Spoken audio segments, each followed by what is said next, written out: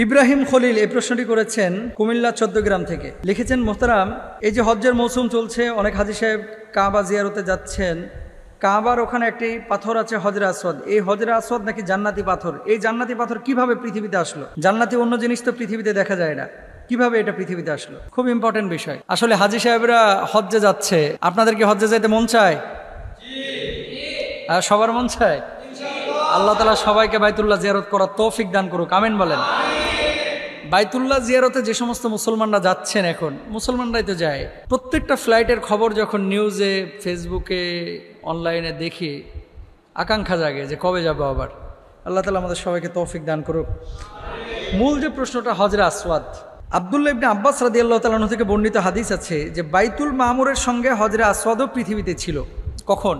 আদম আলাইহিস সালাতু ওয়াস সালামকে আল্লাহ তাআলা যখন জান্নাত থেকে এই পৃথিবীতে পাঠিয়ে দিয়েছিলেন, কাবার স্থানে বাইতুল মামুরকে আকাশ থেকে আল্লাহ সুবহানাহু ওয়া তাআলা মানে আসমান থেকে এই কাবার স্থানে তিনি রেখে দিয়েছিলেন। কাবার স্থানে যখন রেখেছিলেন, এই বাইতুল মামুরকে কেন্দ্র করে আদম আলাইহিস সালাতু ওয়াস সালাম কিন্তু তখন ইবাদত বন্দেগী করত। ঘটনার চক্রে আদম নবীর ইন্তেকাল হলো, আরও অনেক নবী আসলেন। নূহ আলাইহিস সালাতু ওয়াস সালামের সময় মহাপ্লাবন ঘটেছিল। মহাপ্লাবনের সময় এই বাইতুল মামুরকে আল্লাহ সুবহানাহু ওয়া তাআলা আবার তুলে নিয়েছিলেন আসমানে। যখন বাইতুল মামুরকে আল্লাহ সুবহানাহু ওয়া তাআলা এই আসমান থেকে নিচে এই কাবার স্থানে রেখেছিলেন, তখন মূলত এই জান্নাতি পাথর হজরে আসওয়াদকেও আল্লাহ তাআলা এখানে রেখেছিলেন। তো বাইতুল মামুরকে তুলে নেওয়া হলো, কিন্তু হজরে আসওয়াদ ওখানেই ছিল। যখন নূহ আলাইহিস সালাতু ওয়াস সালামের সময়ে মহাপ্লাবন তৈরি হলো, তো ওই প্লাবনের সময় তো সব কিছু ধ্বংস হয়ে গেছিল। মক্কার যে কুবাইস যে পাহাড়টি রয়েছে, জাবালে কুবাইস, এই জাবালে কুবাইসের মধ্যে আল্লাহ সুবহানাহু ওয়া তাআলা জিবরিল আমিনকে ইশারা করেছিলেন যে হজরে আসওয়াদটাকে তুলে নিয়ে ওই পাহাড়ের উপরে রেখে আসতে, যাতে করে এই মহাপ্লাবনে নষ্ট হয়ে না যায়। বাইতুল মামুরের সাথে যখন আল্লাহ সুবহানাহু ওয়া তাআলা হজরে আসওয়াদকে জান্নাতি এই পাথরটাকে রেখেছিলেন, তখন এই পাথরটা ছিল দুধের চাইতেও বেশি একেবারে উজ্জ্বল সাদা। কিন্তু পরবর্তীতে এই পাথরটা কালো হয়ে যায় এবং এই পাথরটা কয়েকবার চুরিও হয়েছে। তারপরে আবার আল্লাহ সুবহানাহু ওয়া তাআলার ইশারায় এই পাথর এখানে নিয়ে আসা হয়েছে। সর্বশেষ এই পাথরটি এখন বাইতুল্লাহর সাথে আপনারা দেখতে পান, কাবার গেটের পাশেই সেটে দেওয়া আছে। চুম্বন করার জন্য অনেকেই চেষ্টা করে। আসলে রাসূল আকরাম সাল্লাল্লাহু আলাইহি ওয়াসাল্লামের ভাষ্যমতে হজরে আসওয়াদে চুম্বন করাটা বরকতময়। আল্লাহ রাসূল সাল্লাল্লাহু আলাইহি ওয়াসাল্লাম বলেছেন, কিয়ামতের দিন এ পাথর আবু কুবাইস পাহাড় থেকে বড় আকার ধারণ করে উপস্থিত হবে। তার একটি জিহ্বা ও দুইটা ঠোঁট থাকবে। বাইতুল্লাহ জিয়ারতকারীরা কে কোন নিয়তে চুম্বন করেছে সে সম্পর্কে এই পাথরটা জবাব দিবে বা বক্তব্য দিবে। সুবহানাল্লাহ বলেন। আলহামদুলিল্লাহ।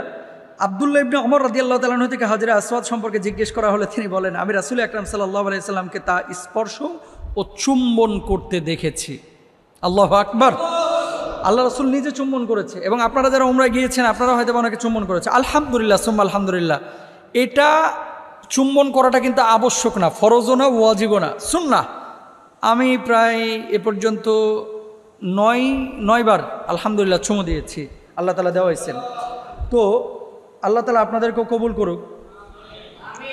আল্লাহ সুবহানাহু ওয়া তাআলা এই মহাপ্লাবনের পরে ইব্রাহিম আলাইহিস সালাতু ওয়াস সালামের জামানায় যখন ইব্রাহিম আলাইহিস সালাতু ওয়াস সালামকে এই বাইতুল্লাহ পুনর্নির্মাণের জন্য আদেশ করেছিলেন, তো ইব্রাহিম খলিলুল্লাহ কাবা পুনর্নির্মাণের আগ পর্যন্ত বাইতুল মামুরের জায়গাটি শূন্য পড়েছিল। শূন্য মানে এই জায়গায় কিছু ছিল না। ইব্রাহিম আলাইহিস সালাতু ওয়াস সালামের ছেলে ইসমাইল আলাইহিস সালাতু ওয়াস সালাম বাবার কাজে সাহায্য করার মতো বড় হওয়ার পর আল্লাহ তাআলা হযরত ইব্রাহিম আলাইহিস সালাতু ওয়াস সালামকে কাবা ঘর পুনরায় নির্মাণের জন্য আদেশ করলেন। ইব্রাহিম আলাইহিস সালাতু ওয়াস সালাম ছেলে ইসমাইলকে নিয়ে আল্লাহর নির্দেশিত জায়গায় কাবা ঘর নির্মাণের কাজ শুরু করলেন। ইবনে আব্বাস রাদিয়াল্লাহু তাআলা আনহু থেকে বর্ণিত, তার বর্ণনা মতে হযরত ইব্রাহিম আলাইহিস সালাতু ওয়াস সালাম কাবা ঘর নির্মাণের সময় হেরা, সিনাই, সিরিয়াল, লুবনান, জুদি ও জাইতা এই 5টা পাহাড় থেকে পাথর সংগ্রহ করেছিলেন। তার মানে আমরা যে কাবাটা দেখতে পাচ্ছি, এই কাবা কিন্তু শুধু সৌদি আরবের পাথর দিয়ে নির্মাণ হয় নাই। আল্লাহু আকবার বলবেন না? দেখেন কোথা থেকে পাথর নেওয়া হয়েছে। হেরা পাহাড় কোথায়? সৌদি আরবে। কোথায় বললাম? সৌদি আরবে হেরা পাহাড়। সিনাই উপত্যকা কোথায়? সিনাই তো মিশরে কায়রো থেকে প্রায় 1100 কিলোমিটার দূরে অবস্থিত এই সিনাই পাহাড়। তার মানে সিনাই থেকে নিয়ে আসা হয়েছে। সিরিয়ার লুবনান পাহাড় থেকে নিয়ে আসা হয়েছে। জুদি থেকে নিয়ে আসা হয়েছে, জাইতা থেকে নিয়ে আসা হয়েছে। 5টা পাহাড় থেকে, দূর দূরান্তের পাহাড় থেকে পাথর এনে কিন্তু কাবাকে নির্মাণ করা হয়েছে। কাবা যখন নির্মাণ হয়ে গেল, ইব্রাহিম আলাইহিস সালাতু ওয়াস সালাম ইসমাইলকে বলতেছেন, ইসমাইল, তাওয়াফকারীদের মন এদিকে আকৃষ্ট করতে পারে এরকম একটা সুন্দর পাথর স্থাপন করো। অনেক খোঁজাখুঁজির পর ইসমাইল আলাইহিস সালাতু ওয়াস সালাম একটা পাথর নিয়ে এলেন, কিন্তু পাথরটি ইব্রাহিম আলাইহিস সালামের পছন্দ হলো না। কেন না, এটা মন আকৃষ্ট করবে না। বাবার আদেশ মতো ইসমাইল আলাইহিস সালাম বিভিন্ন পাহাড় খোঁজা শুরু করলেন। যেমনি আবু কুবাইস পাহাড়ের কাছে গিয়েছেন, অদৃশ্য একটা আওয়াজ আসছে, হে ইসমাইল, আমি আপনার একটি গচ্ছিত সম্পদ আমার কাছে রয়েছে, সেই সম্পদটি নিয়ে আমাকে দায়মুক্ত করুন। অদৃশ্য আওয়াজ যখন ইসমাইল আলাইহিস সালাতু ওয়াস সালাম পেলেন, সেখানে আওয়াজ শুনে ইসমাইল আলাইহিস সালাতু ওয়াস সালাম পাহাড়ের ভেতরে গিয়ে হজরে আসওয়াদটি সেখানে খুঁজে পেলেন। এই হজরে আসওয়াদ নিয়ে আসলেন, ইব্রাহিম আলাইহিস সালাতু ওয়াস সালাম পছন্দ করলেন। এই পাথরটাকে আবার কাবার এখানে সেটে দেওয়া হলো। তার মানে জান্নাতি পাথরটা কিভাবে পৃথিবীর বুকে আসলো, কিভাবে আজ পর্যন্ত এখানে সংরক্ষণ করা হয়েছে। এবং এরকম বর্ণনা পাওয়া যায়, হজরে আসওয়াদে চুমু দিলে সগীরা গুনাহ মাফ হয়। কিন্তু এখন যে অবস্থা, অনেক দুর্বল মানুষ, আপনারা কিন্তু এটা চেষ্টা করেন না। কারণ আফ্রিকানদের কোনোই যখন খাবেন, এটা যে এদের যে কি শক্তি, আমাদের তো এত শক্তি নাই।